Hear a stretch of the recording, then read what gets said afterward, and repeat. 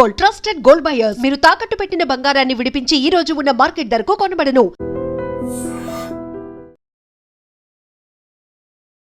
నమస్తే, welcome to I dream social spotlight with కవిత.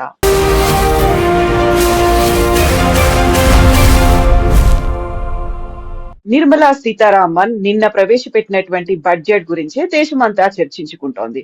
కేవలం దేశం గురించి మాత్రమే ఆలోచించారా, రాష్ట్రాల గురించి ఆలోచించలేదా? అందులోనూ పర్టికులర్ గా ప్రజల గురించి లేకపోతే తీసుకొచ్చేటువంటి సరికొత్త ప్రాజెక్టుల గురించి చర్చ ఎందుకు లేదు? అందులో బడ్జెట్ కేటాయింపులు ఎందుకు జరగలేదు అనే దాని మీద ఇప్పుడు చర్చ జరుగుతోంది. మనతో పాటుగా ఉన్నారు foundation for democratic reforms founder doctor Jayaprakash Narayana గారు. సార్ నమస్తే. సార్ నమస్తే కవిత.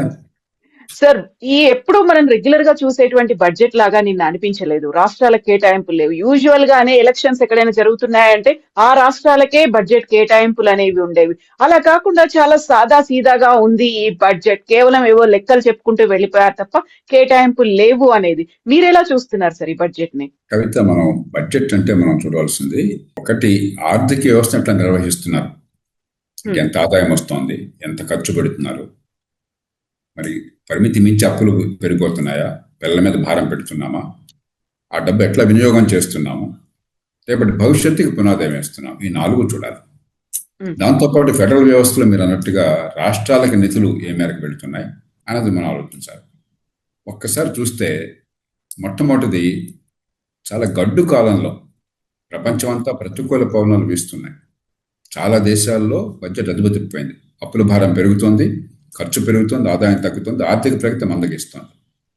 కానీ మన దేశంలో సమర్థమైన ఆర్థిక నిర్వహణ వల్ల గత 7-8 సంవత్సరాలు 10 సంవత్సరాల కారణంగా మనకి కోవిడ్ వచ్చినా కూడా, ఈ మహమ్మారి వచ్చినా కూడా, కోవిడ్ తర్వాత ఆనాడేమో అప్పుల భారం పెరిగిపోయింది. ఎందుకంటే ఆదాయం తక్కువ ప్రభుత్వానికి, ఖర్చు పెరిగింది.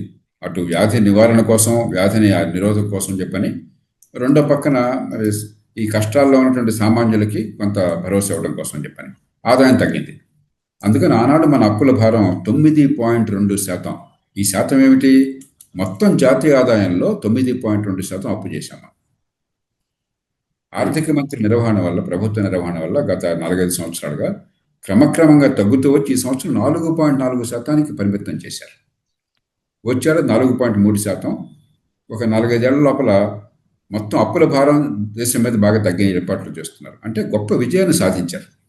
మామూలు అంకెలు చెప్పడం తప్ప, అప్పులు పెరగడం తప్ప విజయం సాధించలేదు. తెలంగాణ తీసుకొని, ఆంధ్రప్రదేశ్ తీసుకోండి, ప్రతి సంవత్సరం అప్పుల భారం పెరుగుతోంది, ప్రతి సంవత్సరం లోటు పెరుగుతోంది, అప్పు తీసుకునే మొత్తం పెరుగుతోంది, ద్రవ్య లోటు అని చెప్పటం, ఫిజికల్ డెఫిసిట్, అది పెరుగుతోంది. కానీ జాతీయ స్థాయిలో తగ్గుతోంది. మన పిల్లలకు మంచిది. ఇది మొట్టమొదటి అర్థం చేసుకోవాలి. రెండోది, ఆదాయమో ఖర్చు గురించి మాట్లాడాం. మనం ఏ రకంగా ఖర్చు పెడుతున్నారు? పనికొచ్చే డబ్బా, లేకపోతే ఊరికే దుబారా ఖర్చా? దేశ చరిత్రలో ఎప్పుడు లేని రీతిలో రికార్డు స్థాయిలో పెట్టుబడులు పెంచారు. ఈ సంవత్సరం ఉదాహరణకు ప్రవేశపెట్టిన బడ్జెట్లో మొత్తం కలిపి 17 లక్షల కోట్ల రూపాయల పైచిలకు మౌలిక సదుపాయాలు కావచ్చు, రోడ్లు కావచ్చు, లేకపోతే రైల్వేలు కావచ్చు, ఇవన్నీ ఎక్కడొస్తాయి? ఇవన్నీ ఢిల్లీలో రావట్లా, రాష్ట్రాల్లోనే వస్తున్నాయి. ఇందాక మీరున్న ఉదాహరణ రాష్ట్రాలకు పెట్టుబడులు అని చెప్పని, ఉదాహరణకి 7 హైస్పీడ్ ట్రైన్స్ గురించి మాట్లాడారు. దానిలో 3 తెలుగు ప్రజలకు పనికొచ్చాయి. పూనా నుంచి హైదరాబాద్కి, హైదరాబాద్ నుంచి బెంగళూరుకి, హైదరాబాద్ నుంచి చెన్నైకి. ఎక్కడ వచ్చేది? ఢిల్లీకి పనికి వచ్చేది కాదు, మనకు పనికి వచ్చేది. అటు ఆంధ్రప్రదేశ్కి, తెలంగాణకి.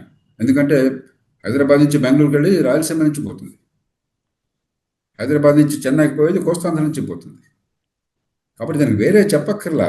ఊరికి ఆర్భాటం చేసి ఆంధ్రప్రదేశ్కి ఇచ్చాం, తెలంగాణకి ఇచ్చాం, ఇట్లా ఉండదు. ఇది జాతీయ బడ్జెట్. జాతీయ స్థాయిలో వాళ్ళ బాధ్యతలు వేరు, వాళ్ళ వనరులు వేరు. రాష్ట్రాల్లో బాధ్యతలు వేరు, వనరులు వేరు. దాని తగ్గట్టే ఢిల్లీ నుంచి డబ్బులు వస్తాయి.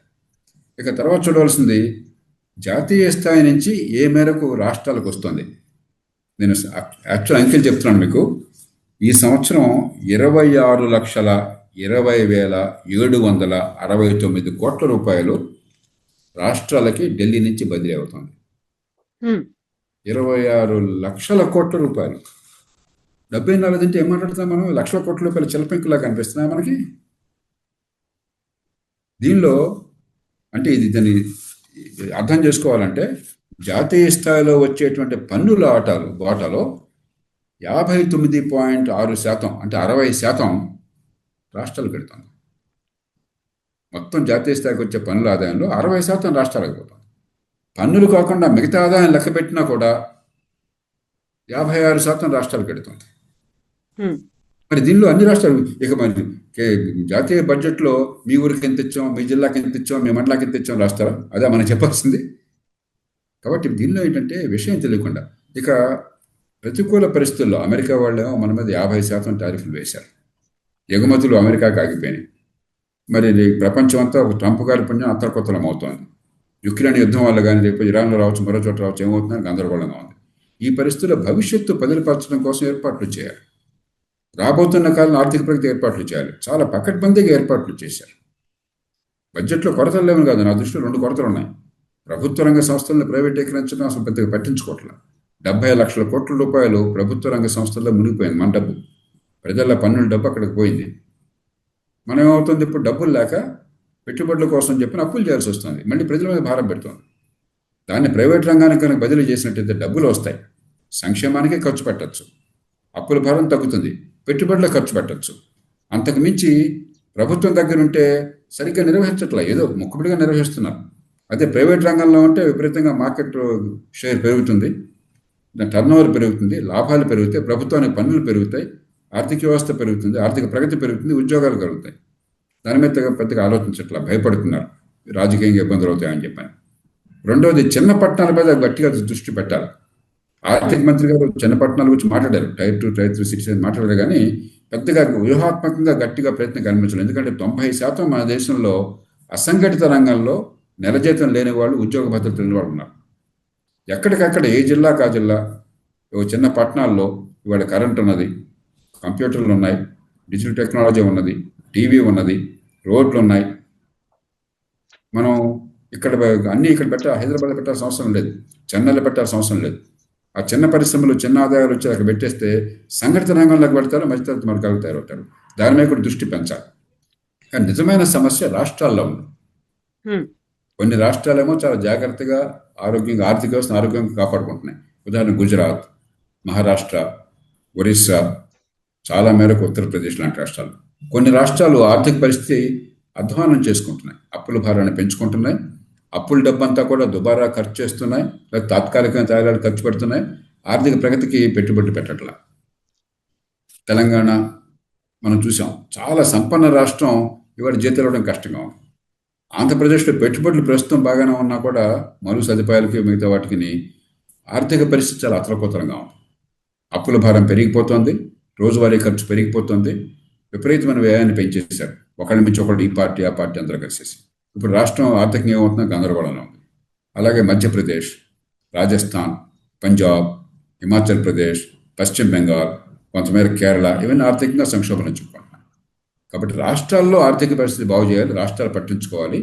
రెండోది, పరిపాలన మొత్తం రాష్ట్రాల్లో ఉన్నది. మంచి విద్య కావాలి, లేకపోతే ఆర్థిక వ్యవస్థలో పాలు పంచుకోలేం, ప్రగతి ఉండదు. విద్య ఎవరు అందించాలి? రాష్ట్రాలు అందించాలి. ఒక్కొక్క బిడ్డ మీద ₹1,00,000 ఖర్చు పెడుతున్నారు సంవత్సరానికి రాష్ట్రాల్లో. తెలంగాణ, ఆంధ్రప్రదేశ్ తీసుకోండి, కానీ విద్య అందట్లా. అది చేయాల్సింది ఎవరు? రాష్ట్రాలు. విద్య ఉంది, ₹190 రాష్ట్రాల్లో ఉంది. మంచి ఆరోగ్యం అందించాలి, లేకపోతే చిన్న పట్టణాలు పెరగాలి, లేకపోతే చట్టబద్ధ పాలన కావాలి. హైదరాబాదు ఢిల్లీతో పోటీ పడుతోంది పొల్యూషన్లో, కాలుష్యంలో. బెంగళూరుతో పోటీ పడుతోంది ట్రాఫిక్లో. ఇది ఎవరు చేయాలా? రాష్ట్రం చేయాలా, స్థానిక ప్రభుత్వాలు చేయాలి. కాబట్టి పరిపాలన బాగు చేసేది, ఆర్థిక వ్యవస్థను పెంచేది, వనరులను జాగ్రత్తగా కాపాడుకునేది రాష్ట్రాల చేతుల్లో ఉంది. ఢిల్లీ వరకు సమర్థమైన పనిచేస్తున్నారు, మరికొన్ని చేయాలి. ఆ చేయాల్సింది గట్టిగా పట్టుబడాలి. సార్, ఈ బడ్జెట్ గురించి ఇంత విపరీతమైన చర్చ జరుగుతుంది, అందులో పాలిటిక్స్ కూడా ఎంటర్ అయిపోయాయి. మన రాష్ట్రానికి కావలసినటువంటి ప్రత్యేకమైనటువంటి కొన్ని సౌకర్యాలు ఉన్నాయి, ప్రాజెక్టులు ఉన్నాయి, దానికోసం కేంద్రం తరఫున బడ్జెట్ రావాలి, అలొకేషన్స్ అనేవి ఉండాలి, మేము ప్రతిపాదనలు పంపిస్తున్నాము, బట్ మాకు మాత్రం కేంద్రం దగ్గర నుంచి ఒక సానుకూల స్పందన రాలేదు అనే మాట ప్రతి రాష్ట్రం, అందులోనూ కాంగ్రెస్ కూడా ఇది జీరో బడ్జెట్ అనే మాట చెప్తోంది. కవిత, మనకు ఒక ఆనవాయితీ అయిపోయింది దేశంలో. జాతీయ స్థాయిలో బడ్జెట్ని కనుక ప్రవేశపెడితే అధికార పార్టీ వాళ్ళు, జాతీయ స్థాయిలో ఉన్న వాళ్ళు, వాళ్ళకి అనుకూలంతా కూడా బ్రహ్మాండమైన బడ్జెట్ దేశ చరిత్రను మార్చేస్తుంది. ప్రతిపక్షాలు లేదా రాష్ట్రంలో ఆ పార్టీ కాకుండా వేరే పార్టీ అధికారంలో ఉన్నవాళ్ళు చండాల బడ్జెట్ దేశాన్ని నాశనం చేస్తుంది.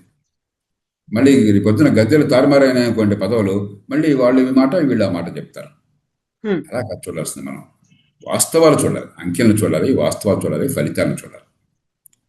రెండోది, మీకు రాష్ట్రం సంగతి ఇందాక చెప్పాను, ఎన్ని లక్షల కోట్ల రూపాయలు రాష్ట్రాలకు వస్తుందని చెప్పాను.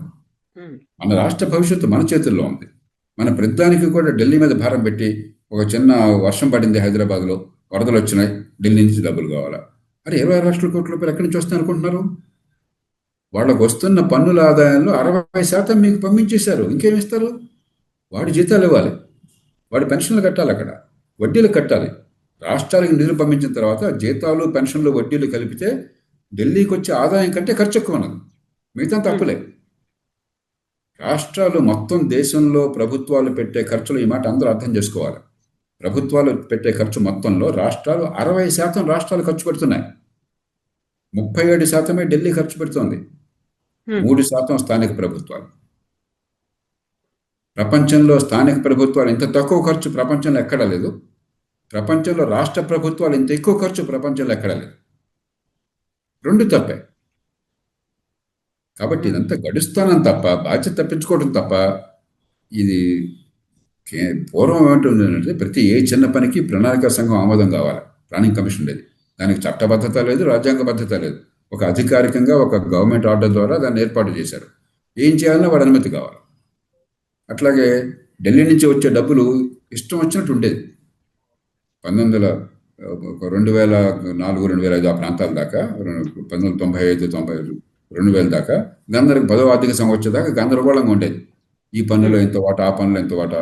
ఇప్పుడు అలా కాదు, స్పష్టంగా 41% వాళ్ళకి వచ్చిన పన్ను డబ్బులు మనకు వచ్చేస్తుంది, పారదర్శకంగా వచ్చేస్తుంది. అది మీది ఏం చేసుకుంటారని చెప్పారు. కాబట్టి పద్ధతులు మారినాయి. మనం ఇంకా ఇక్ష్వాకుల కాలంలో ఉండి ప్రతి ప్రాజెక్టుకి ఢిల్లీ నుంచి అనుమతి కావాలి, వాడు సంతకం పెట్టాలి, వాడు ఓకే అనాలి. అది లేదు, ఇప్పుడు మీ చేతుల్లో ఉంది. పూర్వం ఎయిర్పోర్ట్ కావాలంటే మీ చేతుల్లో లేదు, ఇప్పుడు మీరు చేసుకుంటున్నారు. హైదరాబాద్ ఎయిర్పోర్ట్ ఢిల్లీ వాళ్ళు ఎవలా, మనం చేసుకున్నాం, ప్రైవేట్ రంగాన్ని పిలిచాం. అలాగే మీకు పోర్టులు ఉన్నాయి, తీర ప్రాంతం అయితే. పూర్వం ఢిల్లీ వాళ్ళు డబ్బులు ఇవ్వకపోతే పోర్టులు లేవు, వాళ్ళు పెట్టుబడి పెట్టకపోతే పోర్టు ప్రైవేట్ రంగం నుంచి వచ్చేస్తున్నాయి. పరిస్థితి మారింది దేశంలో. 60% వనరులు మీ చేతుల్లో ఉన్నాయి. ప్రభుత్వం పెట్టాక 60% మీ చేతుల్లో ఉంది. అందుకని రిటైల్గా ప్రతిదానం చేసి, ఈ రోడ్డు వేద్దాం అనుకున్నాను, మీరు డబ్బులు ఇవ్వలేదు, లేకపోతే ఇగో ఈ సంక్షేమం చేద్దాం, మీరు డబ్బులు ఇవ్వలేదు.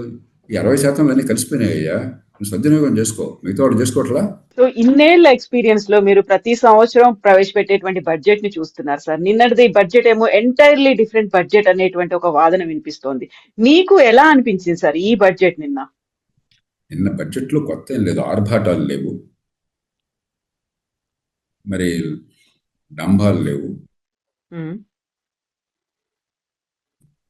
అతిశయోక్తులు లేవు, తాత్కాలికంగా జనాన్ని మెప్పించి రాష్ట్రాన్ని, దేశాన్ని నాశనం చేసే పద్ధతులు లేవు.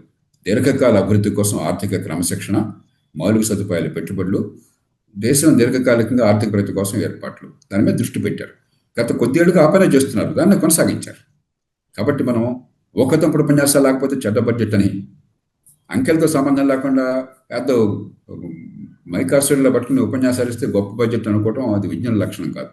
మనం చూడాల్సింది ఆ డబ్బు ఏం చేస్తున్నారు, ఆర్థిక క్రమశిక్షణ ఉందా లేదా, ఆ డబ్బు వినియోగం సద్వినియోగం చేస్తున్నారా, వృధాగా ఖర్చు పెట్టి తగలేస్తున్నారా, అప్పుల భారాన్ని పెంచి మన మీద, పిల్లల మీద భారం వేస్తున్నారా, భవిష్యత్తులో ఆర్థిక ప్రగతి ఊతం ఇస్తున్నారా, రాష్ట్రాలను పట్టించుకుంటున్నారా. ఈ 4 రకాలుగా చూస్తే ఈ బడ్జెట్ మంచి ప్రమాణాల బడ్జెట్. అయితే కొన్ని చేయాల్సింది ఉంది. అది నేను చెప్పాను కదా ఇంతకుముందే, పబ్లిక్ రంగ సంస్థలు కావచ్చు, ఇంకోటి కావచ్చు. అయితే సంస్కరణలో కొంతమంది వాదన సరైనటువంటిది. ఒక అవకాశంగా తీసుకునే సంక్షోభాన్ని, మన దేశంలో సంక్షోభం లేకపోయినా ప్రపంచంలో అతి వేగంగా ఎదుగుతున్న ఆర్థిక వ్యవస్థ మన పెద్ద దేశాలు. మన దేశంలో సంక్షోభం లేదు, కానీ ప్రపంచ సంక్షోభానికి మనం అతీతులం కాదు. దాన్ని అవకాశంగా తీసుకుని పెద్ద మార్పులు అడుగు కట్టాల్సిన కొందరు వాదిస్తున్నారు. ఇది వాస్తవం, నేను దాన్ని అంగీకరిస్తున్నాను. కానీ ఇప్పటికే కొన్ని చేశారు. జిఎస్టీ కానీ మరికొన్ని మార్పులు కానీ గత కొద్ది నెలలుగా బడ్జెట్తో సంబంధం లేకుండా చేశారు. మిగతా మార్పులు కూడా బహుశా బడ్జెట్ సంబంధం లేకుండా వస్తాయేమో చూద్దాం. మనం రావాలని కోరుకుందాం, రావాలని పట్టుబడదాం. సో నిన్నటి బడ్జెట్ అంతా దేశమంతా ఒక యూనిట్ లా కనిపించింది సార్. రాష్ట్రాల వారీగా కాదు, లేకుంటే ప్రాజెక్టుల వారీగా కేటాయింపులు కాదు, రాబోయేటువంటి కరెక్ట్ బడ్జెట్ దేశం కోసం. ఏ రాష్ట్రానికి ఆ రాష్ట్రం మీ బడ్జెట్ ఉన్నది. పారదర్శకంగా మీరు బడ్జెట్లో ఏ జిల్లాకి అంత కేటాయించారు, లేకపోతే ఏ ప్రాజెక్టుకి కేటాయించారు మీరు బయట పెట్టాలా, సద్వినియోగం చేయాలి. అంతేగాని ఢిల్లీ వాళ్ళు చేయలేదు పని. ఢిల్లీ వాళ్ళు చేసేది వాళ్ళ ప్రాజెక్టులు, జాతీయ ప్రాజెక్టుల విషయంలో వాళ్ళు చెప్తారు అంకెలు. మీరు ఉదాహరణకి 7 మరి హై స్పీడ్ రైలు అన్నారు, 7 ఏంటో ప్రకటించారు. అది వాళ్ళు చేయాల్సిన ప్రాజెక్ట్ కాబట్టి మీ ప్రాజెక్టు వాళ్ళు ఎందుకు మాట్లాడతారు, మీరు చూసుకోవాలి. సార్ ఇప్పుడు 2047 కల్లా 100 ఏళ్ల నాటికి మనం ఏం చేయబోతున్నామో, మన టార్గెట్స్ ఏంటి, ఒక లాంగ్ టర్మ్ లో, లాంగ్ విజన్ లో ఎలా ఉండాలి అనేది అంతా కనిపించింది.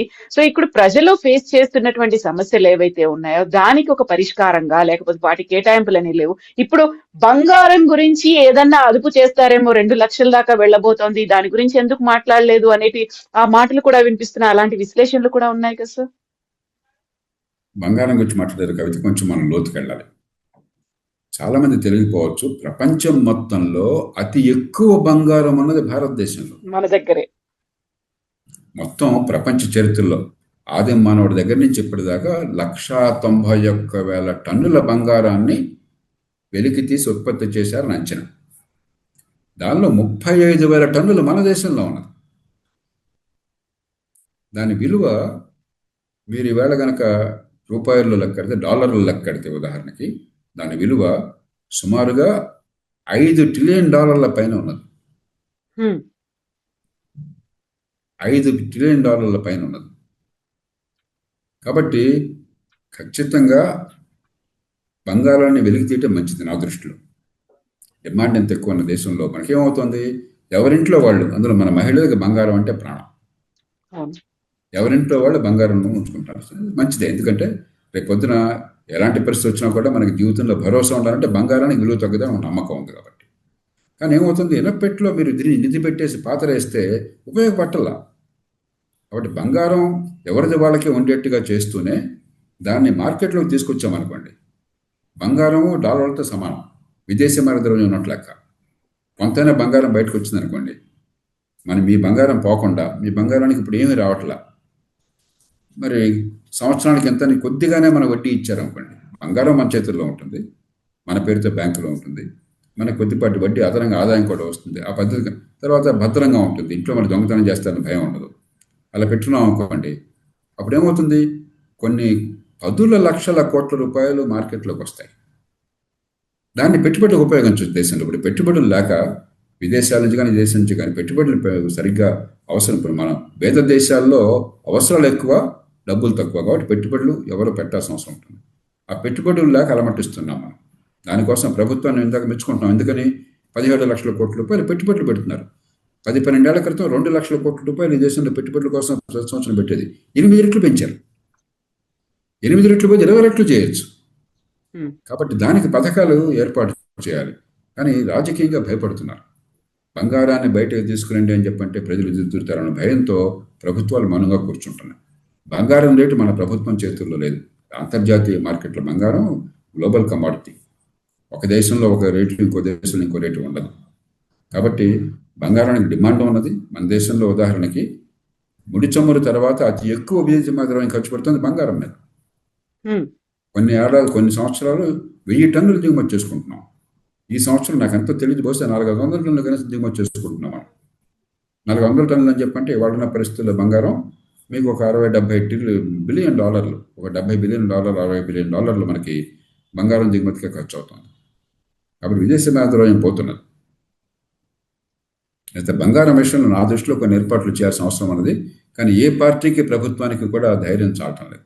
మనం అందరూ పూనుకున్నట్టయితే, ప్రజలు అంగీకరిస్తే ఎవరికైతే రేపని ఆ పని చేయొచ్చు. ఆ బంగారాన్ని సద్వినియోగం చేసుకోవచ్చు దేశం కోసం.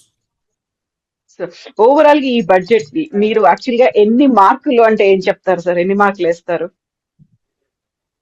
ఆర్థిక క్రమశిక్షణలో 9 మార్కులు వేస్తాను 10కి. రాష్ట్రాలకు వనరుల పంపిణీలో 9 మార్కులు వేస్తాను. అభివృద్ధి గోత్రం విషయంలో 7 మార్కులు వేస్తాను. కొన్ని మౌలికమైన సంస్కరణలు మరికొన్ని చేపట్టడం విషయంలో 5 మార్కులు వేస్తాను. కాబట్టి ఒక్కో రంగంలో ఒక్కో రకంగా. ఓవరాల్ గా అయితే పాస్ అయిపోయింది. ఆల్మోస్ట్ మనం మిగతా అన్ని క్యాలిక్యులేట్ చేసుకుంటే సాటిస్ఫైయింగ్ గానే ఉంది. కానీ ఇప్పుడు మనం ఏంటంటే, ఒక పేద దేశం ఎప్పుడు తృప్తి పడకూడదు. మనం సంపన్న దేశం అయ్యేదాకా ఇంకా చేయాల్సినవి ఉన్నాయి. మంచి ప్రమాణాల విద్య అందాలి, మంచి ఆరోగ్యం అందాలి. కానీ ఇవన్నీ ఈ బడ్జెట్లో తెలియ కాదు, రాష్ట్రాల్లో తేలాల్సినాయి. కాబట్టి ఇప్పుడు మన పొల్యూషన్ లేకుండా హైదరాబాద్లో కూడా ఇప్పుడు స్మాగ్ కనిపిస్తుంది. నిన్న వాళ్ళ స్మాగ్ కనిపిస్తుంది పొద్దున్న. ఢిల్లీ లాగా మనకు అవుతుందని భయం వేస్తుంది మనకి. ఇవన్నీ ప్రభుత్వాలు చేయాల్సిన పనులు. కాబట్టి కొరతలు చాలా ఉన్నాయి. దానికి జాతీయ స్థాయిలో బడ్జెట్ పరిష్కారం కాదు.